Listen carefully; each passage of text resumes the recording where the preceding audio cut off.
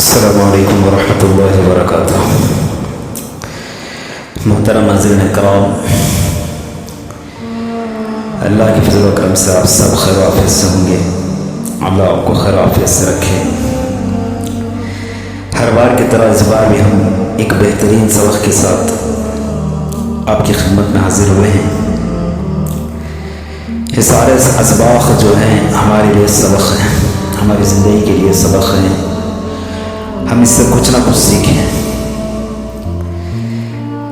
آج کا سبق جو ہے سچ بولنے کی اہمیت، سچ بولنے سے کیا ہوتا ہے۔ آج سے کئی صدی پہلے اسلامی دنیا کے ایک بہت بڑے بزرگ گزرے ہیں۔ وہ ایران کے ایک شہر گیلان میں پیدا ہوئے، اس لیے ان کے نام کے ساتھ گیلانی بھی لکھا جاتا ہے۔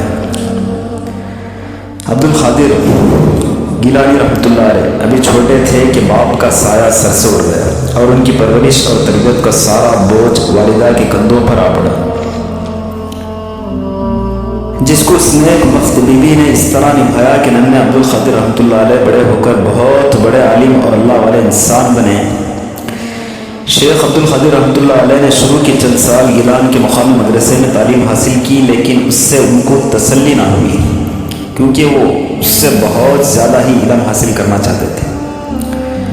اور اس زمانے میں شہر بغداد علم کا مرکز تھا، وہاں بڑے بڑے مدارس تھے اور بہت اچھے عالم تعلیم دیتے تھے۔ شیخ عبد القادر رحمۃ اللہ علیہ نے کسی سے ان مدرسوں کے بارے میں سنا تو ان کے دل میں شوق پیدا ہوا کہ بغداد جا کر تعلیم حاصل کریں، لیکن بغداد گیلان سے 400 میل دور تھا، وہاں جانا کوئی آسان کام نہیں تھا۔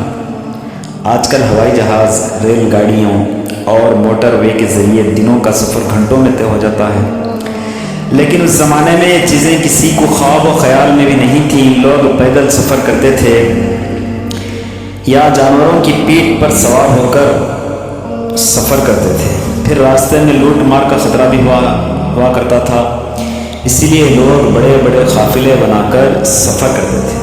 شیخ عبد القادر رحمۃ اللہ علیہ کو یہ سب بات معلوم تھی، پھر بھی وہ ہر صورت میں بغداد جا کر تعلیم حاصل کرنا چاہتے تھے۔ ایک دن دبی زبان سے اپنی والدہ سے بغداد جانے کی اجازت چاہی۔ وہ بڑی عقل مند خاتون تھی، بیٹے کا شوق دیکھ کر ان کو بغداد جانے کی اجازت دے دی اور ان کے سر پر ہاتھ پھیر کر فرمایا، او میرے پیارے،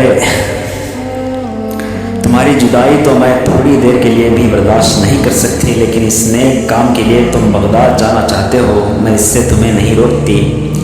علم حاصل کرنا ہر مسلمان کا فرض ہے۔ میری دعا ہے کہ تم زیادہ سے زیادہ علم حاصل کرو۔ شاید جیتے جی تمہاری صورت نہ دیکھ سکوں، لیکن میری دعائیں ہر حال میں تمہارے ساتھ ہوں گی۔ پھر فرمایا، تمہارے والد نے مرتے وقت 80 دینار میرے سپرد کیے تھے، اس میں سے 40 دینار تمہارے چھوٹے بھائی کے لیے ہیں اور 40 دینار میں تمہیں دیتی ہوں، جب ضرورت پڑے خرچ کر لینا۔ دینار سونے کا ایک قیمتی سکہ ہوتا ہے اور 40 دینار آج کل کے ہزاروں روپیوں کے برابر تھے۔ والدہ نے یہ دینار شیخ عبد القادر رحمۃ اللہ علیہ کے قمیص میں بغل کے نیچے بڑی احتیاط کے ساتھ سی دیے تاکہ گم ہونے سے اور چوری ہونے سے محفوظ رہے۔ انہی دنوں میں ایک قافلہ بغداد جا رہا تھا۔ شیخ عبد القادر رحمۃ اللہ علیہ اس کے ساتھ جانے کے لیے ماں سے رخصت ہونے لگے تو انہوں نے فرمایا، میرے لال، میری ایک بات ہمیشہ یاد رکھنا، وہ یہ ہے کہ خواہ کیسی بھی مصیبت آ پڑے، چاہے تمہاری جان خطرے میں پڑ جائے، جھوٹ کبھی نہ بولنا، جھوٹ کبھی بھی نہ بولنا۔ سعادت مند بیٹے نے ماں کے ہاتھ چوم کر کہا، امی جان، میں سچے دل سے وعدہ کرتا ہوں ہمیشہ آپ کی نصیحت پر عمل کروں گا۔ پھر جانے والے قافلے کے ساتھ بولیے، اللہ کا کرنا ایسا ہوا جب یہ قافلہ ایک ویران علاقے میں پہنچا تو بہت سے ڈاکوؤں نے اس پر حملہ کر دیا اور ہر کسی سے سب کچھ چھین لیا، مال و دولت اور اسباب سب کچھ لوٹ لیا۔ شیخ عبد القادر رحمۃ اللہ علیہ چپ چاپ کھڑے یہ سارا دردناک نظارہ دیکھ رہے تھے۔ ایک ڈاکو ان کی طرف بڑھا اور نزدیک جا کر پوچھا، کیوں میاں لڑکے، تمہارے پاس بھی کچھ ہے؟ انہوں نے فوراً جواب دیا، ہاں میرے پاس 40 دینار ہے۔ ڈاکوؤں کو ان کی بات کا یقین نہ آیا کیونکہ وہ بالکل سادہ لباس پہنے ہوئے تھے۔ اس نے سمجھا کہ لڑکا مایوسی کی حالت میں بہکی بہکی باتیں کر رہا ہے، اس لیے ان پر حقارت کی نظر ڈالتا ہوا آگے نکل گیا۔ 2-3 اور ڈاکوؤں نے بھی یہی سوال کیا۔ انہوں نے سب کو ایک ہی طرح کا جواب دیا کہ میرے پاس 40 دینار ہیں۔ یہ بات بھی ڈاکوؤں میں پھیل گئی اور آخرکار ان کا سردار تک یہ بات پہنچ گئی۔ سردار نے اپنے ساتھیوں سے کہا، اس لڑکے کو میرے سامنے لاؤ۔ چند ڈاکوؤں نے دوڑتے ہوئے شیخ عبدالقادر رحمۃ اللہ علیہ کو پکڑ کر اپنے سردار کے پاس لے آئے ہیں، جو لوٹے ہوئے مال تقسیم کرنے کے لیے ٹیلے پر بیٹھا ہوا تھا۔ سردار نے شیخ سے پوچھا، لڑکے سچ بتا، تیرے پاس کیا ہے؟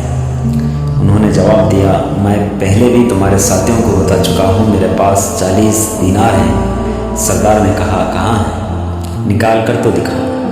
انہوں نے فرمایا، میرے بغل کے نیچے خمیس میں سلے ہوئے ہیں۔ سردار نے خمیس ادھیڑ کر دیکھا تو اس میں واقعی 40 دینار نکلا۔ ڈاکوؤں کا سردار اور اس کے ساتھی دیکھ کر حیران رہ گئے۔ وہ یہ سوچ بھی نہیں سکتے تھے کہ کوئی شخص اس طرح بھی سچ بول سکتا ہے۔ ڈاکوؤں کے سردار نے کہا، لڑکے تمہیں معلوم بھی ہے ہم ڈاکو ہیں اور مسافروں کو لوٹ لیتے ہیں، پھر بھی تم ہم سے نہیں ڈرتے اور ان دیناروں کا بھید ہم پر ظاہر کر دیا، اس کی کیا وجہ ہے؟ نوجوان عبدالقادر رحمۃ اللہ علیہ نے جواب دیا، میری ماں نے چلتے وقت مجھے نصیحت کی تھی کہ ہمیشہ سچ بولنا، بھلا ان 40 دیناروں کی خاطر میں اپنی والدہ کی نصیحت کیوں کر بھلا دیتا؟ ایسا کرنا نافرمانی ہوتی ہے جس سے اللہ تعالیٰ ناراض ہو جاتا ہے۔ یہ الفاظ نہیں تھے، سچائی کے تیر تھے جو ڈاکوؤں کے سردار کے سینے میں پیوست ہو گئے۔ وہ روتے ہوئے بولا، آہ میرے بچے، تم نے اپنی ماں سے کیے گئے وعدے کو اتنا یاد رکھا، افسوس ہے مجھ پر کہ کئی سالوں سے اللہ کے حکم کی نافرمانی کر رہا ہوں۔ یہ کہہ کر اتنا رویا کہ آواز بند ہو گئی۔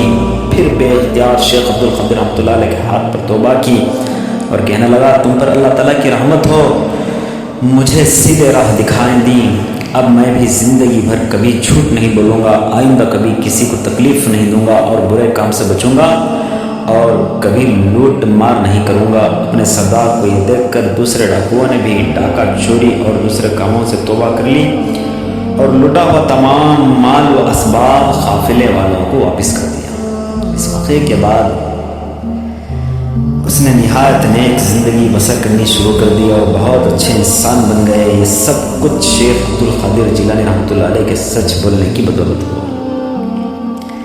اس واقعے کے بعد شیخ عبدالقادر جیلانی رحمۃ اللہ علیہ خیریت سے بغداد پہنچ گئے اور وہاں کئی سال تعلیم حاصل کر کے بہت بڑے عالم بن گئے۔ آج ساری دنیا میں شیخ عبدالقادر رحمۃ اللہ علیہ کا نام بہت عزت سے لیا جاتا ہے۔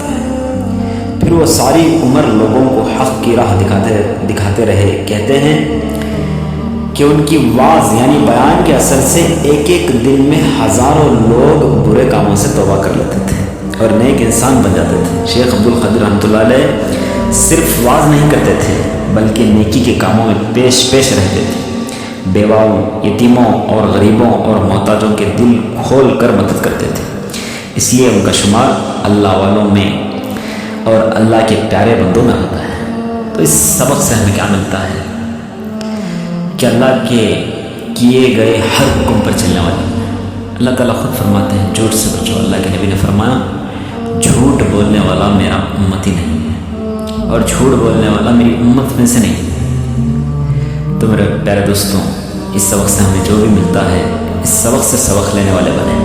اللہ ہم سب کو جو ہے اس سبق پر عمل کرنے کی توفیق عطا فرمائے۔